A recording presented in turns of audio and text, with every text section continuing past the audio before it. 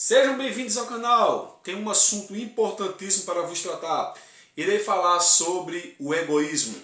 O interessante é que a Bíblia diz em Provérbios capítulo 16, versículo 18, que a soberba precede a ruína e a altivez de espírito precede a queda. Veja que interessante. Ruína e queda está interligado à decadência, a perdas e à destruição.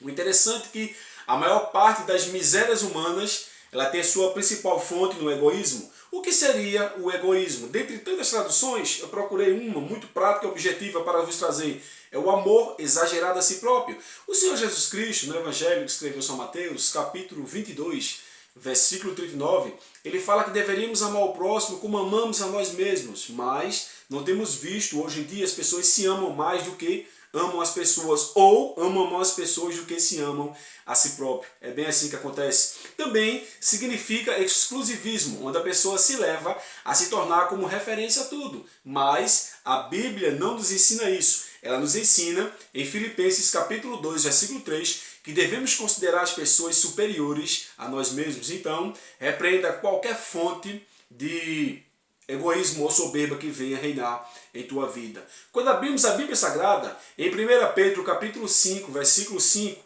e também em Tiago capítulo 4, versículo 6, tanto o apóstolo Pedro quanto o apóstolo Tiago, eles falam que Deus resiste ao soberbo. O que significa resistir? Resistir significa não ceder, ou seja, não transferir posse, direito sobre algo, porque Deus abomina, diz o texto que lemos anterior, em Provérbios 16, 18, que nos leva à ruína e à queda. Quais seriam as marcas principais de uma pessoa egoísta? Dentre tanto, os seus hábitos ou as suas atitudes, elas colocam os seus interesses, as suas opiniões, os seus desejos, os seus projetos sempre em primeiro lugar. Então, se eu pudesse aqui vos resumir, o que significaria uma pessoa soberba é aquela que se coloca sempre em primeiro lugar e não pensa nas pessoas. Quais são as consequências? Dentre tantas, a pessoa soberba, isto é, a pessoa egoísta, ela fica sempre sozinha. Mas a Bíblia diz em Gênesis capítulo 2,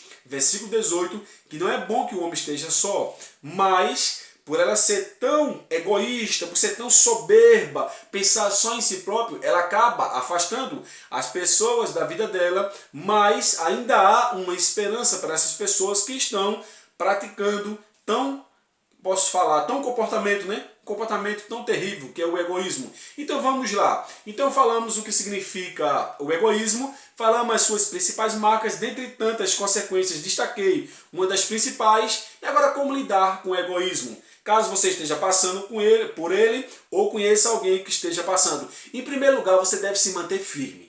Ou seja, não se deixe ser manipulado, pois essas pessoas elas querem nos manipular para estar sempre em evidência, mas não é bem por aí. Segundo, não se utilize de agressividade, pois violência gera violência, pois através ali do diálogo, às vezes os ânimos estão alterados e acabam discutindo, e às vezes parte até para agressão. Eu já presenciei isso já, mas não faça isso em hipótese alguma, pois a Bíblia diz que devemos ser pacificadores. Bem-aventurados os pacificadores, está escrito isso na palavra de Deus. Também tente conscientizar a pessoa dos seus erros. Leve ela a auto se enxergar, se examinar para ver que o egoísmo não vai levar ela a lugar nenhum, a não ser ao fracasso total. E por fim, busque uma direção em Deus ou aconselhe tal pessoa que esteja passando por isso a buscar a verdadeira sabedoria que vem do alto, ou seja, de Jesus Cristo, para que ela saiba proceder fielmente em todos os seus caminhos. Amém? Então foi um assunto importantíssimo para os nossos dias. Cuidado com o egoísmo. Se você conhece alguém, aconselhe. Se porventura o egoísmo quer reinar em sua vida, repreenda na maior autoridade do universo, que é o nome do Senhor Jesus Cristo. E se você ainda não for inscrito, por gentileza, se inscreva no canal, ative as notificações, nos ajude a propagar a palavra de Jesus Cristo, palavra esta que pode transformar vidas, restaurar relacionamentos, libertar pessoas dos erros e ajudar as pessoas a terem um relacionamento melhor com Deus e com o seu próximo. Amém? Que Deus te ajude, que Deus te abençoe. Um forte abraço.